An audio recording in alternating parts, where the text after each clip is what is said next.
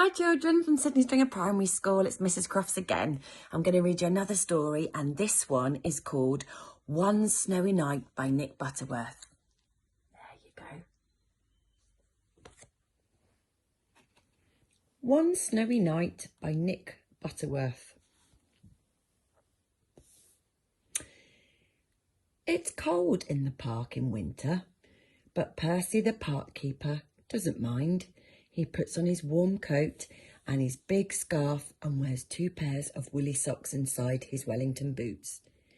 Percy likes to be out in the fresh air.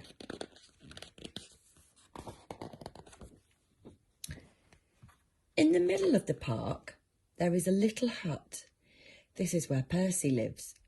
When it gets too cold to be outside, Percy goes into his hut where it's cosy and warm. The animals who live in the park all know Percy's hut. Every day he shares his lunch with them.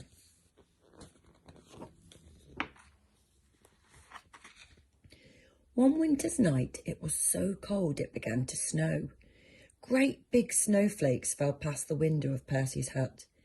"Brr," said Percy, "I think I'll need an extra blanket tonight."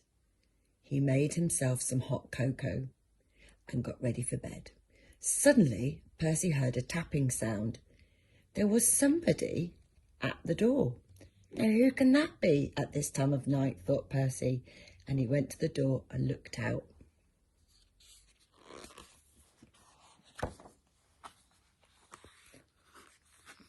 There, on the step, was a squirrel.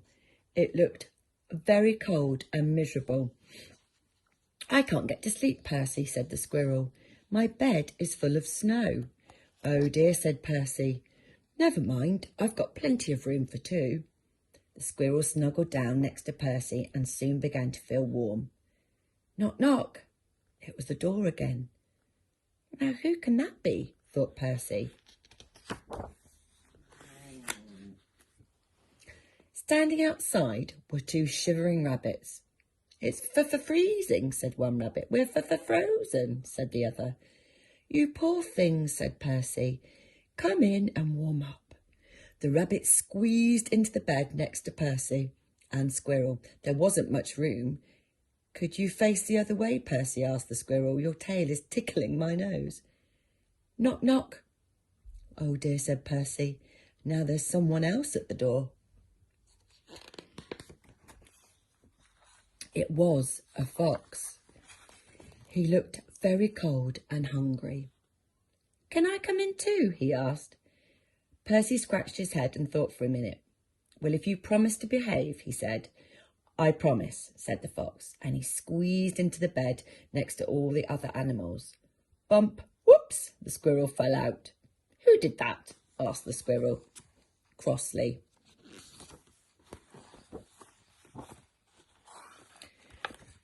"Knock, knock, knock." "Good gracious," said Percy, "it's the door again." This time Percy had quite a surprise. There on the step was a badger, 2 ducks, a hedgehog, and a whole family of mice. They all wanted a bed for the night.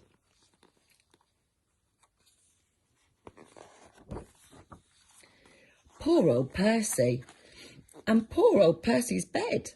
The animals pushed and shoved and rolled around the bed, but there was just not enough room for them all.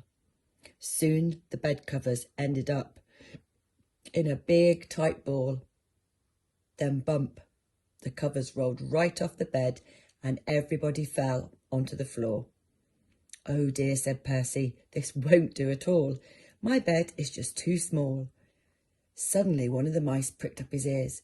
"What's that noise?" he squeaked. Everyone listened hard. Now they could all hear it.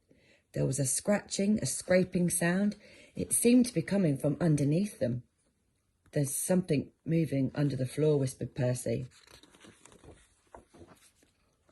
The animals looked frightened, and the mice all started to squeak at once. "Oh dear, what can it be?" It might be a monster with fierce claws and sharp teeth. The noise grew louder and louder. Then one of the floorboards began to move. "Look out, it's coming up through the floor." Suddenly there was a loud creak. "Help!" cried all the animals, and they all ran to hide.